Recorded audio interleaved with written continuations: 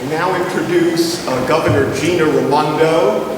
As all of you know, on March 1st of this year, Governor Raimondo announced her very ambitious plan to get 1,000 megawatts of renewable energy up and running here in Rhode Island by 2020.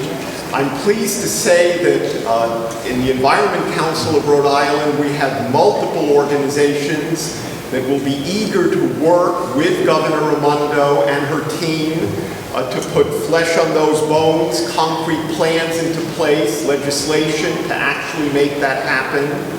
Governor Raimondo has put into place a very good environmental team. We've already mentioned the new Commissioner of the Office of Energy Resources, Carol Grant, who's in the room, Janet Coit, the Director of the Department of Environmental Management, Sue AnderBois, the Director of Food Policy for the state of Rhode Island, Mackie McCleary, Governor Raimondo's nominee and appointee to be the new administrator of the Division of Public Utilities and Carriers. The division is separate and different from the PUC, and Mackie has really wrought a very, very salutary sea change in the division, bringing that government agency over onto the side of renewables for the first time in history.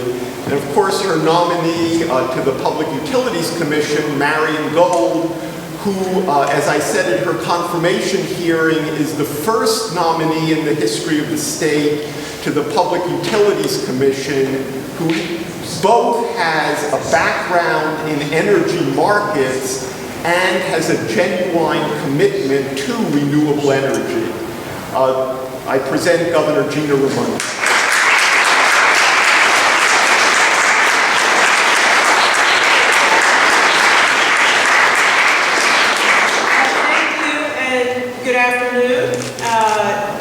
I know we're a couple days past Earth Day, but happy Earth Day.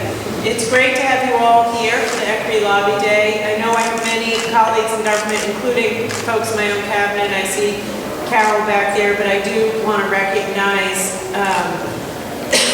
Senator Miller, who was just up here, who is a leader in this area, and Rep. Giro, who is a great leader in this. And we had a great session last session, working together and moving the state forward as it relates to the environment and renewables. So thank you for your support, and we'll continue to do that. I would agree with what's been said, especially now with the new climate in Washington. It means that we have to work even harder and be even more vigilant on the ground here in Rhode Island.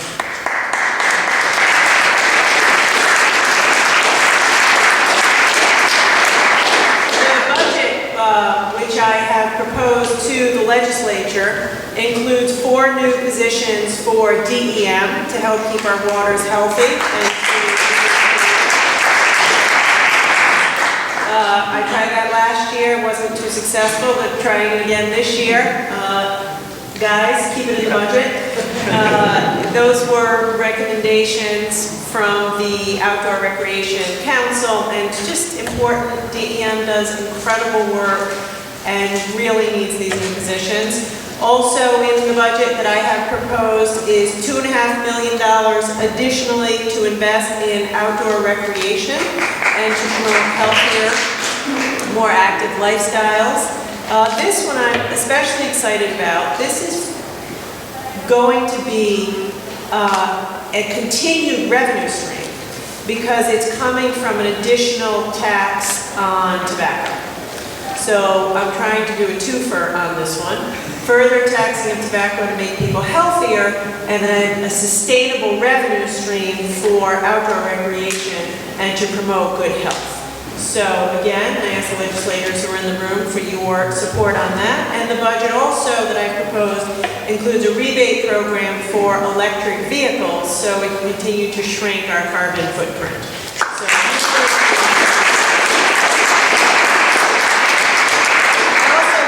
So, take, as has been mentioned earlier this year, I set a goal of 1,000 megawatts of clean energy for the state of Rhode Island.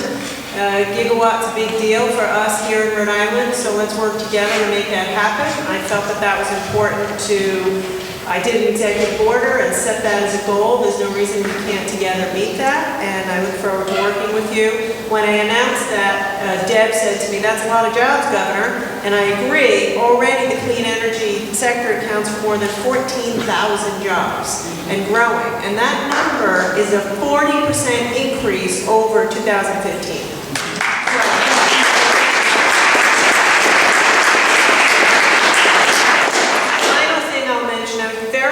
Last year to sponsor my budget. I want to thank the legislature for the Green Economy Bond and thank the people of Rhode Island for passing that with huge numbers, $35 million.